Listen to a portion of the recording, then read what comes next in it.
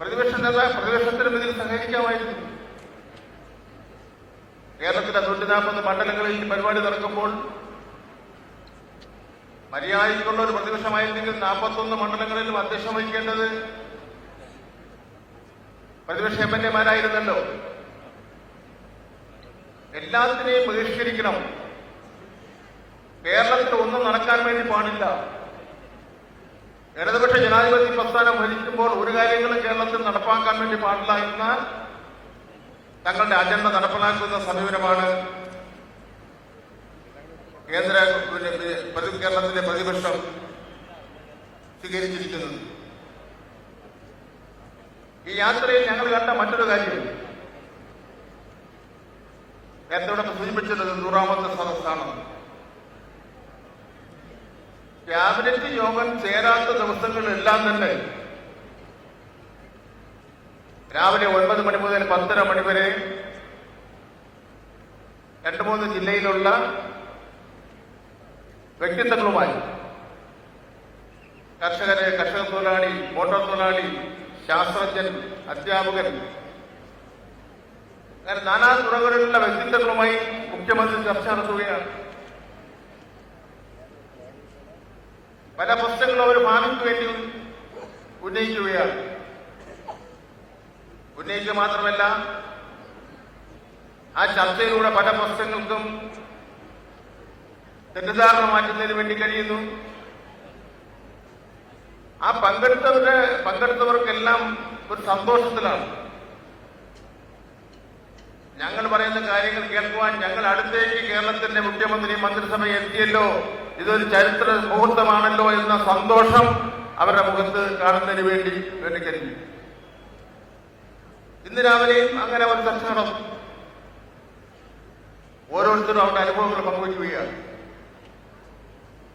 ഇതെല്ലാം ഈ കേരളത്തിന്റെ ജനാധിപത്യ പ്രക്രിയയിൽ പുതിയ സംഭവവികാസങ്ങളാണെന്ന കാര്യമാണ് ഞാനിവിടെ സൂചിപ്പിച്ചിട്ടുള്ളത്. ഇവിടെ ജനങ്ങളിൽ നിന്ന് കിട്ടുന്ന പരാതികൾ സമയബന്ധിതമായി തന്നെ പരിഹാരം കാണുമെന്നുള്ള കാര്യത്തിൽ യാതൊരു തർക്കവുമില്ല. കാരണം 2006-ലും 2016-ലും ഒന്നാം പിണറായി ഗവൺമെന്റും രണ്ടാം പിണറായി ഗവൺമെന്റ് കാലഘട്ടത്തിൽ നടന്നിട്ടുള്ള പ്രക്രിയയുണ്ട്. താലൂക്ക് അടിസ്ഥാനത്തിലുള്ള അദാലത്ത്, മന്ത്രിമാർക്ക് പ്രത്യേക അധികാരം കൊടുത്തുകൊണ്ട് ഓരോ താലൂക്കിലും 2-3 മന്ത്രിമാർ പങ്കെടുത്തുകൊണ്ട് ജനങ്ങളുടെ പ്രശ്നങ്ങൾക്ക് പരിഹാരം കാണുന്നതിന് വേണ്ടി തീരുമാനമെടുക്കുന്നതിന് വേണ്ടി നടത്തിയിട്ടുള്ള അദാലത്ത്. അതിനുശേഷം എല്ലാ മന്ത്രിമാരും പങ്കെടുത്തുകൊണ്ട് ജില്ലാടിസ്ഥാനത്തിൽ നടന്നിട്ടുള്ള അദാലത്ത്. ഇതുകൂടാതെ മത്സ്യമേഖലയിൽ നമ്മുടെ മത്സ്യവകുപ്പ് മന്ത്രി സജി ചെറിയാന്റെ നേതൃത്വം നടത്തിയിട്ടുള്ള യാത്ര, അതുപോലെ വനംവകുപ്പ് മന്ത്രി ശശീന്ദ്രന്റെ നേതൃത്വം നടത്തിയിട്ടുള്ള യാത്ര, ഇതെല്ലാം കാലാകാലങ്ങളിൽ ഉണ്ടാവുന്ന അത്തരം പ്രശ്നങ്ങൾക്ക് പരിഹാരം കാണുന്നതിന് വേണ്ടിയുള്ള പരിശ്രമം നടത്തിയിട്ടുണ്ടെന്നുള്ള കാര്യം ഞാൻ ഇവിടെ സൂചിപ്പിക്കുവാൻ ആഗ്രഹിക്കുകയാണ്.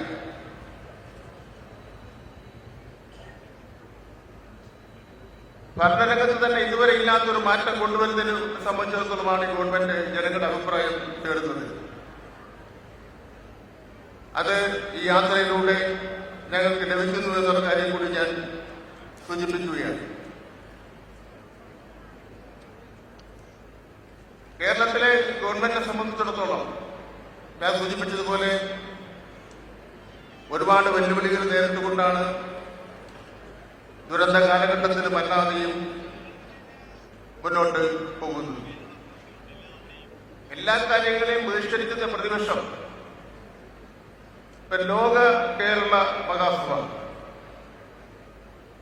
ലോകത്തെമ്പാടുമുള്ള മലയാളികൾ കേരളത്തിനെ ഒരുപാട് സഹായങ്ങൾ ചെയ്യുന്നുണ്ട്. കേരളത്തിന്റെ സമ്പദ് വ്യവസ്ഥയിൽ അവർക്ക് ഒരു പ്രധാനപ്പെട്ട പങ്കുണ്ട്. അവരുടെ പ്രശ്നങ്ങൾ ഇടപെടുക എന്നത് ഏറ്റവും പ്രധാനപ്പെട്ട ഒരു പ്രശ്നമാണ്. അത് മുന്നേ കണ്ടുകൊണ്ടാണ് ലോക കേരള സഭ സംഘടിപ്പിക്കുന്നതിന് വേണ്ടി തീരുമാനിച്ചത്. അതിന്റെ വിശദാംശങ്ങളിലേക്ക് ഞാൻ പോകുന്നില്ല. അത് ബഹിഷ്കരിക്കുന്നതിന് വേണ്ടി പ്രതിപക്ഷം തയ്യാറായി. നമ്മുടെ കേരളയിൽ പദ്ധതി ഇന്നിപ്പോ എല്ലാവർക്കും കേരളയിൽ പദ്ധതി വേണമെന്നുള്ള നിലപാട് ചിന്തിക്കുകയാണ്. മുഖ്യമന്ത്രി പ്രഖ്യാപിച്ചിട്ടുണ്ട് കേന്ദ്ര ഗവൺമെന്റ് അനുമതി കിട്ടിയാൽ കേരളയിൽ പദ്ധതി നടപ്പിലാക്കും എന്നുള്ളത്. ഹൈവേ വികസനമായിരുന്നാലും അതുപോലുള്ള നടക്കില്ല എന്ന് പ്രതീക്ഷിച്ച പല വികസനങ്ങളും തടസ്സപ്പെടുത്തുന്നതിന് വേണ്ടിയുള്ള സമീപനമാണ് പ്രതിപക്ഷം സ്വീകരിച്ചുകൊണ്ട് ഇരിക്കുന്നത്. നവംബർ മാസം 1 മുതൽ 7 വരെ തലസ്ഥാന നഗരിയിൽ കേരളീയം എന്ന് പറഞ്ഞ പദ്ധതി ഒരു പരിപാടി നടപ്പിലാക്കുന്നുണ്ട്. ഇതേപോലെ ഭാവി കേരളത്തെ സംബന്ധിച്ചിടത്തോളം ചർച്ച ചെയ്യുന്ന 25 സെമിനാറുകൾ നടന്നു. 4000-ഓളം പറഞ്ഞ കലാകാരന്മാർ പങ്കെടുക്കുന്ന കലാപരിപാടികൾ നടന്നു.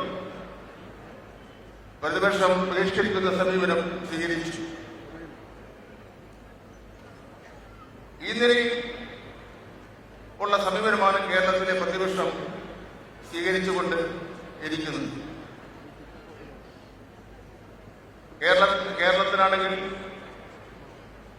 അർഹിക്കുന്ന സഹായം ലഭിക്കാത്തതിനെ സംബന്ധിച്ചിടത്തോളം ഞാൻ പറഞ്ഞ ധനകാര്യ വകുപ്പ് മന്ത്രി സൂചിപ്പിച്ചുവെങ്കിൽ പോലും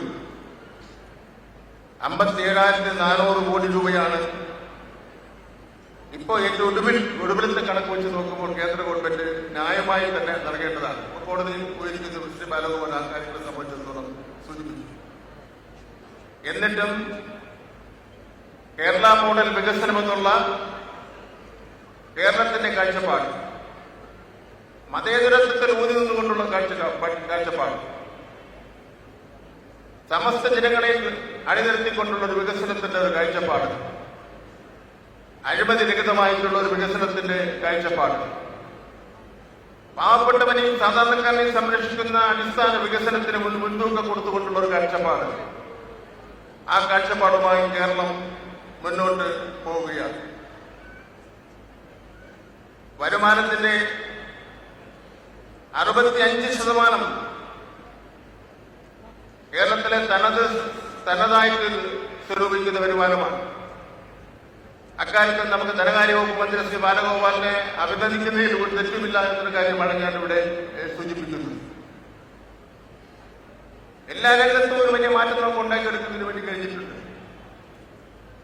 ഇപ്പൊ കേരളത്തിലെ ഏറ്റവും പ്രധാനപ്പെട്ട പ്രശ്നമാണ് പാവങ്ങളുടെ പട്ടയം വിതരണം. കാരണം ഇതെല്ലാം ഞങ്ങളിവിടെ സൂചിപ്പിക്കുന്നത് ഇവിടുത്തെ മാധ്യമങ്ങൾ ഈ കാര്യങ്ങളൊന്നും കൊടുക്കുന്നതിന് വേണ്ടി തയ്യാറല്ല.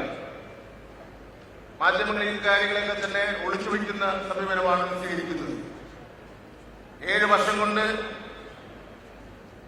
2.25-3 ലക്ഷത്തോളം വരുന്ന പട്ടയങ്ങളാണ് കൊടുത്ത് തീർത്തിട്ടുള്ളത്. കേരളത്തിലെ സാമൂഹ്യ സുരക്ഷാ പെൻഷൻ എന്തെല്ലാം സാമ്പത്തിക ബുദ്ധിമുട്ടുണ്ടായിട്ട് പോലും UDFR 600 രൂപയാണ്